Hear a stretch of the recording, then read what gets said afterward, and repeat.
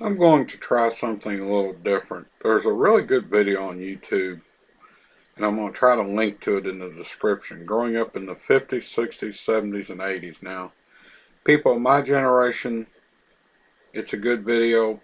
Younger people, you ought to go watch it for the differences in what we went through when we grew up compared to what you go through now. I think in some ways it's easier, some ways it's harder.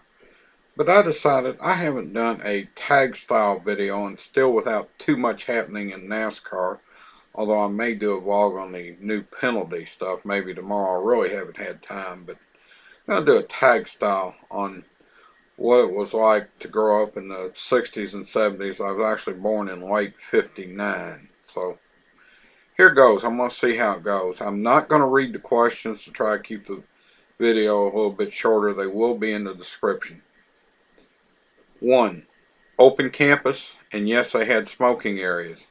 In fact, the junior high I went to within 7th, 8th, and 9th grade was an open campus. Both are now closed campuses here in town. 2.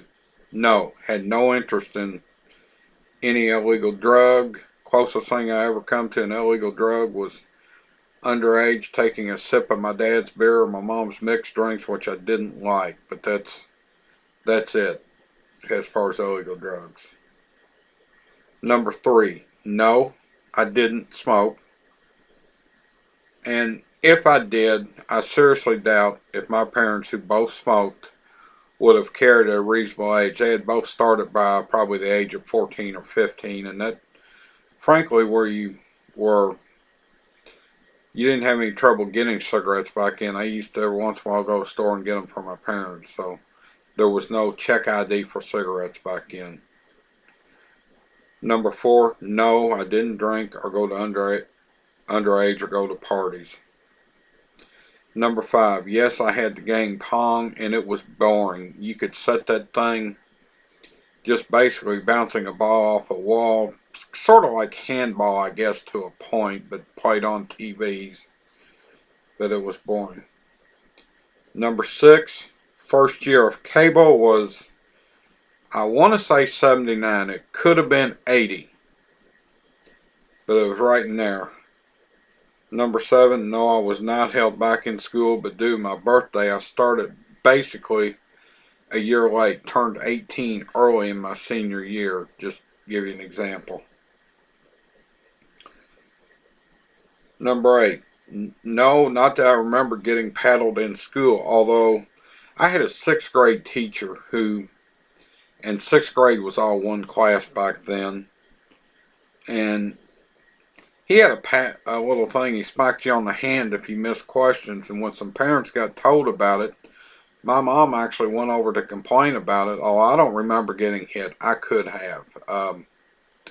But she had to get in line to complain, and that was the end of that. Number 9, I want to say 73 or 74, first color TV. I remember coming home from school, and the furniture truck was in the driveway delivering it on the street. But back then, color TVs, 25-inch color TVs, was extremely heavy. It took 2 or 3 guys to get them in the house, believe it or not. Number 10, yes, I had one.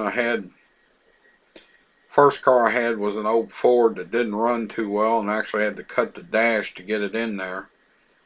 One of Ford's better ideas, radio on the left. Didn't work out too well. And then when I got a Chevy, my mom said, "You're not cutting the dash in this one." I bought the Ford, they helped me buy the Chevy.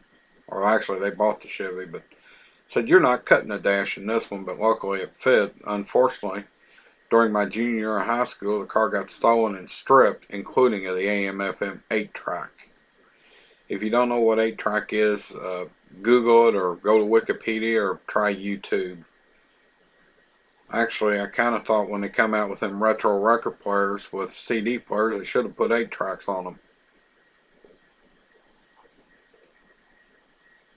Number 11. Yes, though not very much, with a real type non-motorized mower. My grandfather was into antiques, and I was just fooling around with it down at his farm.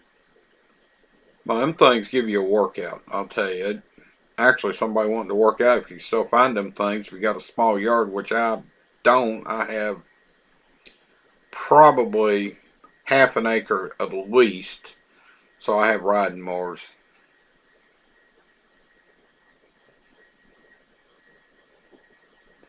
Number 12.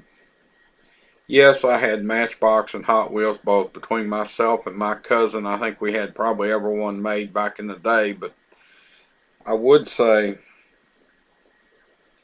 um, it's actually number 13, but I would say I wish I still had them, but they wouldn't have been in the condition that they sell for today. If they were in mint condition, they'd been worth money. I had the Hot Wheels tracks. I had the Sizzler tracks where it was non-slotted.